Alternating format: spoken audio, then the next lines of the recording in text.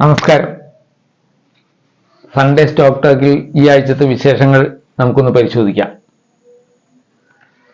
എല്ലാ വിശേഷങ്ങളിലേക്കും കടന്നു പോവുകയല്ല, നമ്മളുടെ രീതിക്ക് ആവശ്യമുള്ള ഡേറ്റകൾ എന്തെങ്കിലും വന്നിട്ടുണ്ടോ എന്നൊക്കെ ഒന്ന് പരിശോധിച്ചുകൊണ്ട് നമുക്ക് തുടങ്ങാം. ഏറ്റവും പ്രധാനം, കഴിഞ്ഞ ഒരാഴ്ച മാർക്കറ്റ് ഉയർന്ന ലെവലിൽ തന്നെ കടന്നുപോയി എന്നുള്ളതാണ്. എല്ലാ കാലത്തെയും ഉയർന്ന നിലവാരത്തിൽ ക്ലോസ് ചെയ്യുകയും ചെയ്തിരിക്കുകയാണ്. 23,465 മുകളിൽ ക്ലോസ് ചെയ്തിരിക്കുന്നു നിഫ്റ്റി. ഈ അടുത്ത മാസം വരുന്ന ബഡ്ജറ്റിനോടനുബന്ധിച്ചുള്ള ചില ഊഹാപോഹങ്ങളും GST കൗൺസിലിന്റെ 22-ാം തീയതി കൂടാനിരിക്കുന്നതിനെ അനുബന്ധിച്ചുള്ള ചില ഊഹാപോഹങ്ങളും ഒക്കെ കാരണം കൊണ്ട് പല ഷെയറുകൾക്കും ഉയർച്ച വരുന്നുണ്ട്. അതിൽ ഈ GST കൗൺസിലിൽ വരുന്ന ചില മാറ്റങ്ങൾ ഉണ്ടാകുമെന്ന് പ്രതീക്ഷിക്കുന്നു. ഗെയിമിങ്ങിനൊക്കെ 28% GST ഏർപ്പെടുത്തിയതിൽ കുറവുണ്ടാകാൻ സാധ്യതയുണ്ടെന്ന് പറയുന്നു. അങ്ങനെ പല ഷെയറുകളും, ഗെയിമിംഗ് ആയിട്ട് ബന്ധപ്പെട്ടുള്ള ഷെയറുകളുടെ വില ഉയരുകയുണ്ടായിട്ടുണ്ട്. അങ്ങനെ പല രീതിയിലുള്ള മാറ്റങ്ങൾ വന്നിട്ടുണ്ട്. ഈ ഗവൺമെന്റിനെ ചുറ്റിപ്പറ്റിയുള്ള തീരുമാനങ്ങളുടെ ബലത്തിൽ ഇങ്ങനെയൊക്കെ സംഭവിക്കുമെന്ന്, ഇൻഫ്രാസ്ട്രക്ചറിന് കൂടുതൽ അലോട്ട് ചെയ്യുമെന്നും അങ്ങനെയൊക്കെയുള്ള ഇത് ഊഹാപോഹങ്ങൾ ഇനി ബഡ്ജറ്റ് വരെ അതുണ്ടാവും. മാർക്കറ്റ് അതിനനുസരിച്ച് മിക്കവാറും ഒരു പ്രീ ബഡ്ജറ്റ് റാലിയും ഉണ്ടാവാൻ സാധ്യതയുണ്ട്. എല്ലാ കാലത്തെയും ഉയർന്ന നിലവാരത്തിൽ നിന്ന് അത് വീണ്ടും ഉയരാനുള്ള സാധ്യതകൾ അങ്ങനെ കിടക്കുന്നുണ്ട്. എങ്കിൽ തന്നെയും ഈ ഉയർന്ന നിലവാരത്തിൽ നമ്മൾ ശ്രദ്ധിക്കേണ്ട ചില കാര്യങ്ങളുണ്ട്. സ്റ്റോക്കിൽ ഇൻവെസ്റ്റ് ചെയ്തിട്ടുള്ളവർ, ട്രേഡ് ചെയ്യുന്നവരല്ല ഞാൻ ഉദ്ദേശിക്കുന്നത്, സ്റ്റോക്കിൽ ഇൻവെസ്റ്റ് ചെയ്തിട്ടുള്ളവർ ശ്രദ്ധിക്കേണ്ട ചില കാര്യങ്ങൾ. ഈ ആഴ്ച വളരെ ഇൻട്രസ്റ്റിംഗ് ആയി തോന്നിയ ഒരു ഡേറ്റ വന്നത് മ്യൂച്വൽ ഫണ്ടിന്റെ ഡേറ്റകളാണ്. മ്യൂച്വൽ ഫണ്ടിലേക്ക് ഈ അടുത്ത കാലത്തൊക്കെ ഉണ്ടായതിൽ ഏറ്റവും വലിയ ഒഴുക്കാണ് ഈ കഴിഞ്ഞ മാസം ഉണ്ടായത്. അത് മെയ് മാസത്തിൽ മ്യൂച്വൽ ഫണ്ടിലേക്ക് ഒഴുകിയെത്തിയത് 34,697 കോടി രൂപയാണ് ഇക്വിറ്റി സ്കീമുകളിലേക്ക് ഒഴുകി വന്നത്. അതിൽ തന്നെ 20,904 കോടി രൂപ SIP ഇനത്തിൽ വന്നിട്ടുണ്ട്. ഓർക്കണം, SIP ഓരോ മാസവും കൂടി വന്നുകൊണ്ടിരിക്കുകയാണ്. നമ്മളുടെ മാർക്കറ്റിൽ കഴിഞ്ഞ വാരങ്ങളിലൊക്കെ FIEs സെല്ലറായി തീർന്നിട്ടും വളരെയേറെ സെല്ല് ചെയ്ത് എടുത്തു. എന്നിട്ടും നമ്മളുടെ ഈ ഇൻഡെക്സുകളൊന്നും താഴാതെ മാർക്കറ്റ് അങ്ങനെ ഉയർന്നു നിൽക്കുന്നതിൻ്റെ ഒന്നാമത്തെ കാരണം ഇവിടുത്തെ റീറ്റെയിൽ ഇൻവെസ്റ്റേഴ്സിന്റെ ഈ പണമാണ്. ഈ മ്യൂച്വൽ ഫണ്ടുകളിലേക്ക് വരുന്ന SIP ആയാലും അതുപോലെയുള്ള പണം മ്യൂച്വൽ ഫണ്ടുകളിലേക്കൊക്കെ വരുന്നത് നമ്മളുടെ ഷെയർ മാർക്കറ്റിൽ അവർ ഡിപ്ലോയ് ചെയ്യുന്നു എന്നുള്ളത് തന്നെയാണ് ഈ ഉയർച്ചയ്ക്ക് കാരണമെന്ന് അറിയാം. വേറൊരു വിധത്തിൽ പറഞ്ഞാൽ, ഇന്ത്യയിലെ റീറ്റെയിൽ ഇൻവെസ്റ്റേഴ്സ് നമ്മളുടെ സ്റ്റോക്ക് മാർക്കറ്റിൽ വിധിനിർണായകമായ ഒരു ഘടകമായി മാറിയിട്ടുണ്ട്. വിദേശികൾ വിറ്റഴിഞ്ഞത് കൊണ്ട് മാത്രം ഇന്ത്യയിൽ മാർക്കറ്റുകൾ തകർന്നടിയുന്ന ചില സമയങ്ങളുണ്ടായിരുന്നു. ഇപ്പോഴങ്ങനെയുള്ള കാര്യങ്ങൾക്ക് വ്യത്യാസം വന്നിരിക്കുന്നു. മ്യൂച്വൽ ഫണ്ടിലേക്ക് കഴിഞ്ഞ മാസം വന്നതിനകത്ത് മെയ് മാസത്തിൽ ഒഴുകിയെത്തി 34,697 കോടി രൂപയിൽ 10,000 കോടിക്ക് മുകളിൽ NFOകളിലേക്ക് വന്നതാണ് കേട്ടോ. അതായത് ന്യൂ ഫണ്ട് ഓഫറുകൾ നടത്തിയതിലേക്ക് വന്നതാണ് 10,000 കോടി രൂപ. അത് 2 മ്യൂച്വൽ ഫണ്ട് ഓഫറുകളാണ് കഴിഞ്ഞ മാസം ഉണ്ടായിരുന്നത്. അത് ആ ന്യൂ ഫണ്ട് ഓഫറുകളിലേക്ക് 10,000 മുകളിൽ തുക എത്തി. ബാക്കിയുള്ളതാണ് SIP മുഖാന്തരം വന്നിട്ടുള്ളത്. അപ്പോൾ മ്യൂച്വൽ ഫണ്ടിലേക്കുള്ള ഒഴുക്ക് മാർക്കറ്റ് ഉയർന്നു നിൽക്കുമ്പോഴും തുടരുന്നു എന്നുള്ളതാണ് ഇതിനകത്തെ ഒരു വസ്തുത. SIP സ്ഥിരമായി ആ 20,000 കോടിക്ക് മുകളിലാണ് തുക ഇപ്പോൾ വന്നുകൊണ്ടിരിക്കുന്നത്. മാർക്കറ്റിനെ ശരിക്കും നിയന്ത്രിക്കാൻ കഴിയുന്ന ഒരു രീതിയിലേക്ക് നമ്മളുടെ റീറ്റെയിൽ ഇൻവെസ്റ്റേഴ്സ് മാറുന്നു എന്നാണ് എനിക്ക് തോന്നുന്നത്. പിന്നെ വന്നത് വേൾഡ് ബാങ്കിന്റെ ഒരു GDP ഡേറ്റയാണ്, GDP ഫോർകാസ്റ്റ് ആണ്. അതൊരു മാറ്റം വരുത്തി അവർക്ക് ഇന്ത്യയുടെ GDP ഉയരും എന്ന് തന്നെയാണ് അവരും പറയുന്നത്.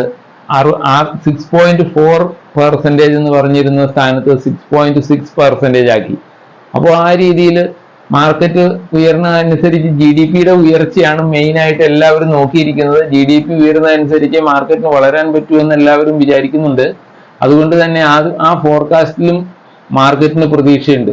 ഒരു പോസിറ്റീവായ കാര്യം തന്നെയാണ് അത് എന്ന് അവരൊക്കെ വിചാരിക്കുന്നുണ്ട്. അതാണ് 2 ഡേറ്റകൾ കഴിഞ്ഞ ആഴ്ച വന്ന ഈ മ്യൂച്വൽ ഫണ്ടിന്റെ ഈ ഡേറ്റ പറയുന്നതിനോടൊപ്പം തന്നെ ഈ കഴിഞ്ഞ ദിവസങ്ങളിൽ, അതായത് വെള്ളിയാഴ്ച വന്ന നമ്മുടെ NSE ചെയർമാന്റെ ഒരു വെളിപ്പെടുത്തൽ കൂടി ഞാൻ നിങ്ങളെ അറിയിക്കുകയാണ്. ആശിഷ് കുമാർ ചൗഹാനാണ് നമ്മളുടെ NSE-യുടെ ചെയർമാൻ. ഇപ്പോൾ ആ NSE ചെയർമാൻ പറഞ്ഞ ഒരു കാര്യമാണ് നമ്മൾ വളരെയേറെ റീറ്റെയിലേഴ്സ് ശ്രദ്ധിക്കേണ്ടതാണ്. F&O സെഗ്മെന്റിൽ റീറ്റെയിൽ ഇൻവെസ്റ്റേഴ്സ് പണം മുടക്കരുത് എന്നാണ് NSE-യുടെ ചെയർമാൻ പറഞ്ഞിരിക്കുന്നത്. എന്ന് പറഞ്ഞാൽ F&O സെഗ്മെന്റിൽ പണം ഒഴുകുകയാണ്. കോടിക്കണക്കിന് രൂപയാണ് ഓരോ ആഴ്ചയിലും ഒരു ദിവസം 1 ലക്ഷം കോടിയിൽ പരം രൂപ ആണ് നമ്മളുടെ ഇക്വിറ്റി മാർക്കറ്റിൽ, ക്യാഷ് മാർക്കറ്റിൽ ഉള്ളൂ എങ്കിൽ ഒരു ദിവസം ഇവിടെ F&O മാർക്കറ്റിൽ 330 ലക്ഷം കോടി രൂപയാണ് മറിയുന്നത്, ടേൺ ഓവർ ഒരു ദിവസത്തെ F&O മാർക്കറ്റിൽ. അതുകൊണ്ട് തന്നെയാണ് NSE-യുടെ ചെയർമാൻ പറയുന്നു F&Oയിൽ നിന്ന് റീറ്റെയിലേഴ്സ് വിട്ടുനിൽക്കണം, റീറ്റെയിലേഴ്സ് അതിൽ ഇടപെടരുത്, അതിൽ ട്രേഡിംഗ് ചെയ്യരുത് എന്നാണ് അവർ പറയുന്നത്. 2022 അവർ നടത്തിയ കണക്കെടുപ്പിൽ 90% ആളുകൾ ഇതിൽ നഷ്ടം വരുത്തുന്നു എന്നും ആ നഷ്ടത്തിന്റെ തോത് 1.15 lakhs ആണ് ഒരാൾക്ക്. 1,15,000 രൂപ ഓരോരുത്തർക്ക് നഷ്ടം വരുന്നു എന്നാണ് NSE-യുടെ ചെയർമാൻ പറയുന്നത്. 2022 കണക്കനുസരിച്ചാണ് കേട്ടോ. ഇപ്പോൾ അതിനൊക്കെ ഒരുപാട് മാറ്റങ്ങൾ വന്നിട്ടുണ്ടാവും. ട്രേഡിന്റെ വോളിയം ഭയങ്കരമായിട്ട് കൂടിയിട്ടുണ്ട്. അതിനനുസരിച്ച് ഈ നഷ്ടങ്ങളുടെ കണക്കും കൂടിയിട്ടുണ്ട്. കൂടുതൽ ഭീകരമായ ഒരു ഡേറ്റ ആവുന്നത് കൊണ്ട് തന്നെയാണ് ഈ NSE-യുടെ ചെയർമാൻ പോലെയുള്ള ആളുകൾ റീറ്റെയിലേഴ്സ് F&Oയിൽ കളിക്കരുത്, അതിൽ പണം മുടക്കരുത് എന്ന് പറയാൻ കാരണം. അവർ മാർക്കറ്റിനെ പ്രോത്സാഹിപ്പിക്കുന്നവരാണ്. NSE എപ്പോഴും അതിന്റെ ട്രേഡ് വോളിയം ഉയരാൻ ആഗ്രഹിക്കുന്നവരാണ്. എന്നിട്ട് അവർ പറയുന്നു റീറ്റെയിലേഴ്സ് F&Oയിൽ പണം മുടക്കരുത് എന്ന്. അപ്പോൾ അതിനകത്ത് യാഥാർത്ഥ്യം നമ്മൾ മനസ്സിലാക്കുക എന്നേ അതിനർത്ഥമുള്ളൂ. പിന്നെ wholesale price index WPI data വന്നു. അത് കഴിഞ്ഞ മാസത്തിൽ ഉണ്ടായിരുന്നതിന് നേരെ ഇരട്ടിയായി മാറിയിരിക്കുകയാണ്. 1.3% ആയിരുന്നത് 2.6% ആയിട്ടാണ് മാറിയിരിക്കുന്നത്. അതൊരു വലിയ മാറ്റമാണ്. പക്ഷേ റീറ്റെയിൽ കൺസ്യൂമർ ഇൻഡെക്സിൽ ഇത് പ്രതിഫലിക്കാൻ അടുത്ത മാസമൊക്കെ ആവും. അപ്പോഴേക്കും നമ്മളുടെ ഇൻഫ്ലേഷൻ വീണ്ടും കൂടുകയായിരിക്കും ചെയ്യുക എന്ന് നമുക്ക് പ്രതീക്ഷിക്കാം. മാർക്കറ്റിൽ ഒരു തിരുത്തലൊക്കെ വരുന്ന സമയം എപ്പോഴാണെന്ന് നമുക്ക് പറയാൻ പറ്റാതെ വരുന്നത് ഇങ്ങനെയുള്ള ഡേറ്റ കാണുമ്പോഴാണ്. ഈ ഹോൾസെയിൽ പ്രൈസ് ഇൻഡെക്സ് ഒക്കെ ഇത്രയും കയറിയ സ്ഥിതിക്ക് റീറ്റെയിൽ പ്രൈസ് ഇൻഡെക്സിനും വരുന്ന വ്യത്യാസങ്ങൾ വളരെ കൂടുതലായിരിക്കും. ഇപ്പൊ ഇരട്ടി വന്നിട്ടുണ്ട്. അവിടെ ഹോൾസെയിൽ പ്രൈസ് ഇൻഡെക്സിൽ കാണിച്ചതിനേക്കാൾ കൂടിയ സംഗതിയായിരിക്കും റീറ്റെയിലിൽ കാണിക്കാൻ പോകുന്നത്. അപ്പോൾ നമ്മൾ പ്രതീക്ഷിച്ചിരിക്കുക ഇതിൻ്റെ ഇൻഫ്ലേഷൻ കൂടാൻ സാധ്യത കാണുന്നു. മാർക്കറ്റിന് ഒരു ഡേഞ്ചർ സിഗ്നലാണത്.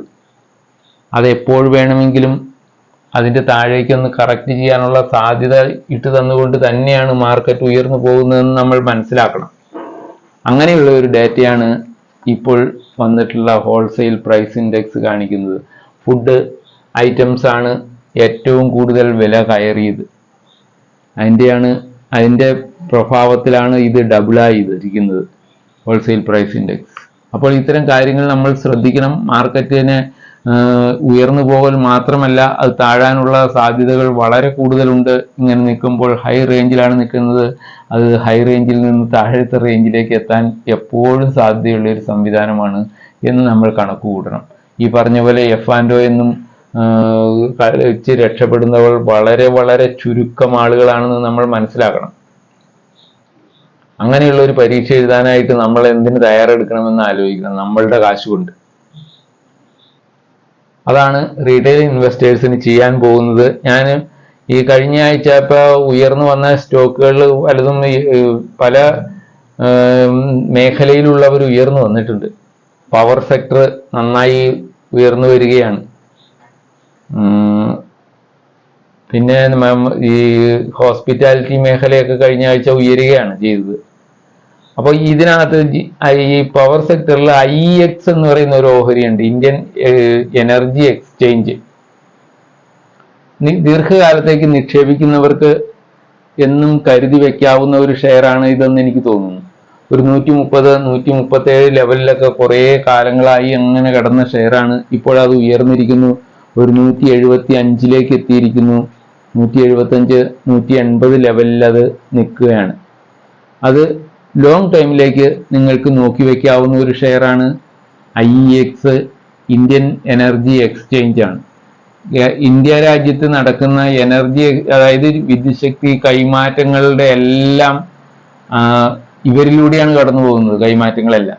അപ്പോൾ ആ രീതിയിൽ ട്രേഡ് ചെയ്യപ്പെടുന്നതിനെല്ലാം അവർക്കുള്ള കമ്മീഷനും ഒക്കെ ഉയർന്നുകൊണ്ടേയിരിക്കും. ഇപ്പൊ ഈ അടുത്തത് ഉയരാനുണ്ടായ ഒന്നാമത്തെ കാരണം ഇപ്പോൾ ഹീറ്റ് വേവ് ആണ്. എല്ലായിടത്തും ഭയങ്കരമായി ചൂടാണ്, വൈദ്യുശക്തി ഉപഭോഗം കൂടുകയാണ്. റെക്കോർഡ് നിലവാരത്തിലാണ് അതിന്റെ ഉപഭോഗം കഴിഞ്ഞ ആഴ്ചയിലൊക്കെ നടന്നത്, ഉത്തരേന്ത്യയിലൊക്കെ.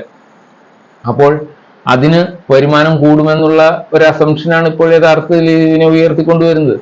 അതുപോലെ എനർജി മേഖലയിൽ കൂടുതൽ മുതൽ മുടക്ക് നടത്താൻ എല്ലാവരും തയ്യാറായിരിക്കുകയാണ്. ഇതിൻ്റെയൊക്കെ പ്രതിഫലനം IEX-ൽ ഉണ്ടാകുമെന്ന് ഞാൻ പ്രതീക്ഷിക്കുന്നു.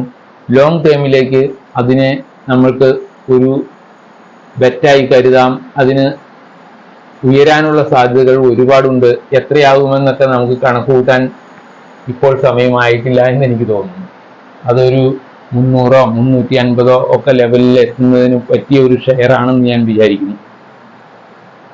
മറ്റൊന്ന് നമ്മുടെ കേരളത്തിലെ കിറ്റെക്സ് ആണ്. കിറ്റെക്സ് കുറേ കാലമായി 211, 212, 210 റേഞ്ചൊക്കെ അങ്ങനെ കടന്ന് കളിക്കുകയാണ്. 187-നും 211-നും ഇടയിൽ അത് കുറേ കാലമായി കളിക്കുന്നു. അതിന് തെലങ്കാനയിൽ ഉണ്ടാക്കിയ ഫാക്ടറി ലോകത്തെ ഏറ്റവും കൂടുതൽ അത്തരം കുട്ടിയുടുപ്പ് നിർമ്മിക്കുന്ന ഒരു ഫാക്ടറിയായി മാറുകയൊക്കെ ചെയ്തു. ഇതിൻ്റെ ഒന്നും ഈ ക്യാപെക്സിൽ വന്ന വലിപ്പമൊന്നും ഇതിനകത്തേക്ക് പ്രതിഫലിച്ചിട്ടില്ല എന്നാണ് എനിക്ക് തോന്നുന്നത്. അതുകൊണ്ട് അതിനെ ഒരു ലോങ് ടൈമിലേക്ക് ഇപ്പൊ പെട്ടെന്ന് കയറുമെന്ന് എനിക്ക് പ്രതീക്ഷയില്ല. എങ്കിലും അതിന്റെ വോളിയം എല്ലാം ട്രേഡിങ്ങിന്റെ വ്യത്യാസം വരുന്നതനുസരിച്ച് തീർച്ചയായിട്ടും അതിനൊരു സാധ്യത ഞാൻ കാണുന്നുണ്ട്. അടുത്ത 2025 അവസാനത്തോടെങ്കിലും 2025 എങ്കിലും അതിന് ഒരു 300 രൂപയുടെ മുകളിലൊക്കെ റേഞ്ച് കാണാം. അത് ചിലപ്പോൾ അത് 2024-ലും പ്രതീക്ഷിക്കാം എന്ന് എനിക്ക് തോന്നുന്നു. ആ രീതിയിൽ നല്ല രീതിയിൽ പോകുന്നുണ്ട് ഒരു ഷെയറാണ് കിറ്റെക്സ്. അതിന് ചില മാർജിനുകളൊക്കെ കുറഞ്ഞു പോയതിൻ്റെയൊക്കെ ബലത്തിൽ അത് അങ്ങനെ നിന്ന് ഒരേ ലെവലിൽ കിടക്കുകയാണ്. പക്ഷെ തീർച്ചയായിട്ടും അതിനൊരു ഉയർച്ച ഉണ്ടാകുമെന്ന് ഞാൻ പ്രതീക്ഷിക്കുന്നു. അപ്പോൾ മാർക്കറ്റിലെ ഇത്തരം സംഭവ വികാസങ്ങളെല്ലാം നിങ്ങൾ ശ്രദ്ധിക്കണം. റീറ്റെയിൽ ഇൻവെസ്റ്റേഴ്സ് ലോങ് ടൈമിലേക്ക് നിക്ഷേപിക്കുക, മറക്കുക, ക്ഷമയോടെ കാത്തിരിക്കുക. ഇതാണ് ചെയ്യേണ്ടത്. നിങ്ങൾ അസറ്റ് ക്രിയേറ്റ് ചെയ്യാൻ ആഗ്രഹിക്കുന്നവരാണെങ്കിൽ, എഫ് ആൻഡ് ഒയിലൊക്കെ ചെന്ന് പെട്ട് ക്യാഷ് ഉണ്ടാക്കാമെന്ന് വിചാരിക്കുന്നുണ്ടെങ്കിൽ നിങ്ങളുടെ ക്യാഷിന് എപ്പോൾ വേണേൽ നഷ്ടം വരാം, ഇല്ലാതെയാകാം. അതുകൊണ്ട് ശ്രദ്ധിക്കുക. സാധാരണ നിക്ഷേപകരാണ് ഇതിലെല്ലാം പെട്ടുപോകുന്നവരെന്നുള്ളതുകൊണ്ടാണ് ഞാനിത് പ്രത്യേകം പറയുന്നത്. ശ്രദ്ധിക്കുക. Okay, thank you. ഈ വീഡിയോ കണ്ട എല്ലാവർക്കും നന്ദി. ഇനിയും നിങ്ങളുടെ സഹകരണം പ്രതീക്ഷിക്കുന്നു. എല്ലാവരും ഇത് അവസാനം വരെ കാണണമെന്നാണ് എനിക്ക് പറയാനുള്ളത്. നിങ്ങളതിനെ സപ്പോർട്ട് ചെയ്യും എന്ന് ഞാൻ പ്രതീക്ഷിക്കുന്നു. തീർച്ചയായും എല്ലാവർക്കും ആശംസകളോടെ നിൽക്കുന്നു. Thank you.